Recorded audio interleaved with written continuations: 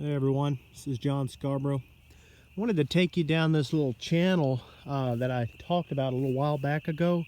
I had fed some hay on this little spot, and I wanted to kind of show you some of the results this far.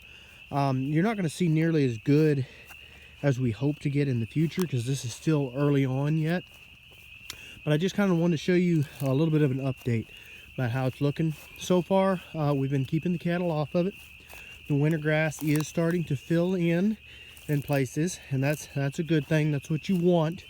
And then there's stuff like this. You can see where we trampled a lot of the brush in this area when we mobbed them in here. A lot of that has washed down and acted as kind of a dam in some ways, and that's going to help a buildup of the dirt and the rock that starts trying to wash down in here. That's going to help hold some of that back, but that's not really going to do a whole lot. It's just going to be a little. If you'll come down in here and see, this is where we had fed one of the bales. And of course, I'll say it again. I know it kind of sounds like a broken record, but you don't want to do this right here, feed any hay while there's water coming down through here. And you don't want to do it when you know that water's about to be coming down through here. Unless you literally have an old bale that you got for free or you bought from somebody that's just junk. There's no real feeding value to it. Then yes, you actually could do that. If you could get your hands on some free even junk hay, you could come all the way through here and stack several bales and then run your cattle in here maybe overnight or something and let them get what they can get out of it. Mostly they'll tear it up and sleep in it. You could do that, and that would be a really good thing. We didn't have that. If it's good quality hay, you don't want to just throw it down in that water. You'll waste probably at least 75% of that. So put it in there when it's dry, but of course after feeding season. And what this is doing here, and of course it still looks pretty rough right here. This was more of a recent bale. But what this is doing is it's allowing them to break the wall, okay? The wall was vertical. It was straight up and down. And it's allowing them to lay that wall down more like this on both sides, okay? And that makes it to where the sun can get on that wall, okay? And it starts to allow the grass to actually grow in there. So the wall was like this right here, okay? You can see that. The battery on my phone is getting ready to die, so I'm going to kind of rush this video a little bit. But you can see that wall, it's straight up and down, and it brings that wall and puts it more like this, okay?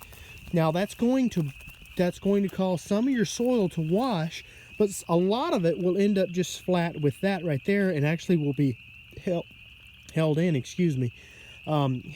with that grass right there. Okay, but come down here and take a look at what some of it has actually started to do because of this process. You see that buildup right there? That actually used to be a pretty deep hole right in there. That is a major buildup. That is where all the hay and a lot of the dirt has started to form right there, and it's created a dam there, okay? Now, if you would have seen how much water came down through here and hit this spot last night, you would have known that that is a major improvement, that it was able to hold that up, okay? So as next summer comes, if we get a chance to do this again, we will. Probably won't get a chance to do it before the rains stop this winter. But as the grass starts to grow back next year and the improvement of grazing starts to come in, things like that will really start to help, and the swelling out of the water, things like that will allow the growth to start to pick back up and keep you from just losing this whole spot. Because this has all happened in the course of just really deep washouts like this. This has all happened in the course of maybe 3 years, I think.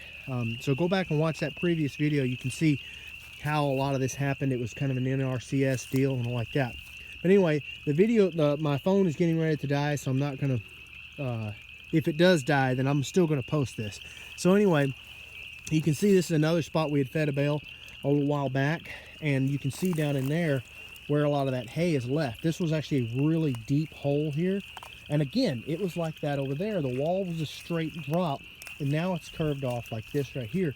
And if you go and watch some of my other videos, or if you have been, then you've seen where this kind of the same thing that I'm doing, where it's taking it and laying it over to the side like that, pushing the dirt down in there, but not letting it all wash away because there's a lot of carbon material down in there.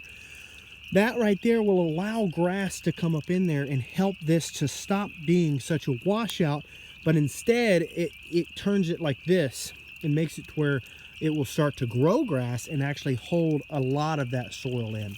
So anyway, I just wanted to show this quick video, a little bit of an update about what it's doing. I hope to keep putting some updates out there and let y'all see just how good this can be. So anyway, guys, thanks. Don't forget to subscribe.